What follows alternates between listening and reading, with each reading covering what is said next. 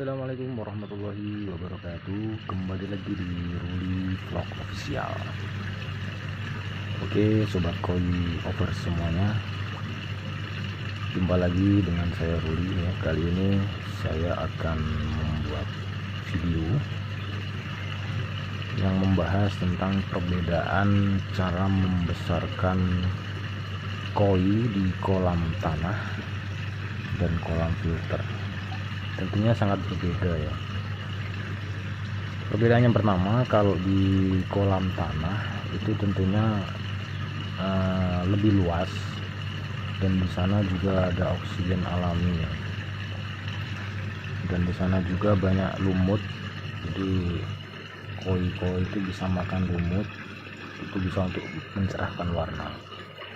Dan tentunya untuk faktor pakan sendiri juga bisa lebih maksimal kalau di kolam tanah, karena dengan ukuran yang sesuai, dengan jumlah koi yang sesuai, tentunya pertumbuhan akan sangat cepat.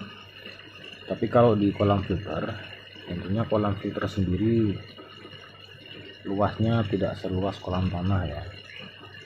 Paling maksimal ada yang 4 meter, ada yang 3, ada yang 2 meter. Jadi tergantung kemampuan masing-masing penghobi koi. Yang menjadi perbedaan, biasanya kalau koi itu dibesarkan di kolam tanah itu mulai dari 10 cm atau 5 cm itu bisa menjadi 40 atau 50 cm, itu kurang lebih 1 tahun. Tapi kalau 30 cm ini sekitar 6 bulan sudah dipanen biasanya para petani. Tapi kalau di kolam filter itu pertumbuhannya tentu 2 kali lebih lambat ya. Kalau di kolam tanah biasanya 1 tahun, tapi kalau di kolam filter kurang lebih ya 1,5 atau 2 tahun.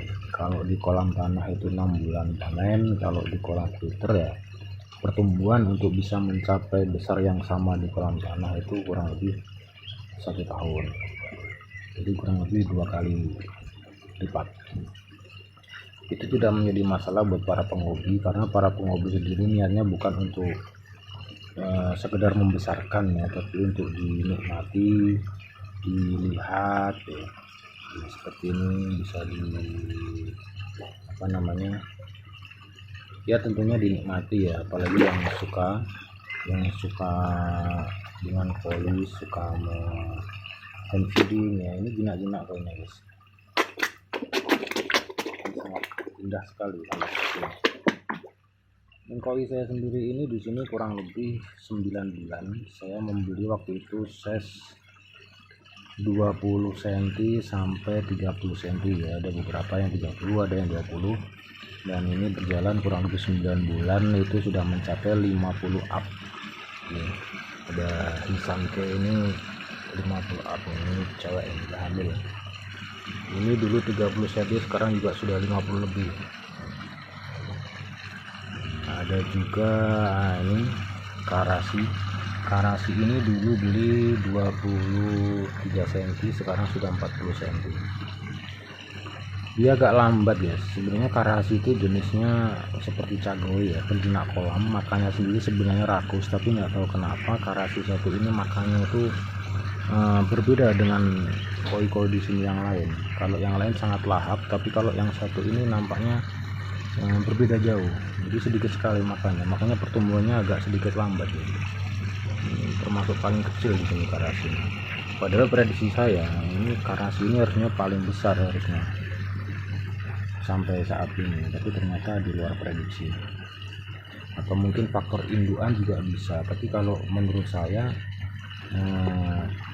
dia makannya berbeda dengan teman-teman yang lain. Bisa dilihat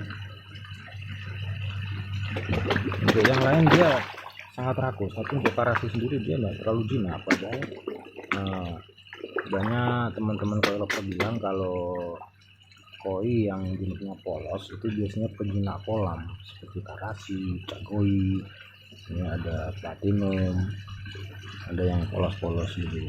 Jadi ternyata enggak seperti yang mereka bilang ya, enggak sesuai. Pada dasarnya jinak atau enggak itu tergantung dasar dari koi itu sendiri. Kalau emang dia dasarnya jinak ya jinak, kalau enggak ya enggak. Cuma itu bisa dilatih sebenarnya, bisa dilatih. Jadi buat teman-teman enggak perlu khawatir ya buat koinya yang enggak jinak, dilatih. Caranya cukup gampang, harus dipuasakan, itu cara paling gampang, minimal 1 minggu. Kalau belum jinak tambah lagi 2 minggu, kalau belum jinak tambah lagi 1 bulan ya, tergantung. Ada yang 3 hari nggak dikasih makan sudah jinak, ada yang 1 bulan baru jinak. Tapi kalau koi saya ini nggak pernah puasa guys, 1 hari 4-5 kali makannya, tapi air alhamdulillah tetap jernih, dan bisa dilihat tetap jernih. Koinya sendiri juga tumbuh sehat.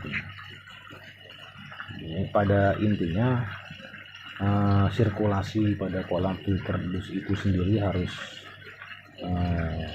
mumpuni ya dengan luas kolam. Kadar oksigen, aerasi itu yang paling penting. Jadi filtrasi harus diperhatikan juga ya, medianya. Jadi untuk menumbuhkan bakteri, biar ikan bakteri baik ya, untuk membuat ikan-ikan kita menjadi sehat tentunya. Kalau filtrasinya itu sendiri nggak diperhatikan, dan bakteri di filter itu tidak bisa tumbuh, kemungkinan ikan akan sering sakit. Oke teman-teman koi lover semua, mungkin ini saja yang dapat saya sampaikan. Kurang lebihnya saya mohon maaf, bisa tulis di kolom komentar di bawah ya. Assalamualaikum warahmatullahi wabarakatuh.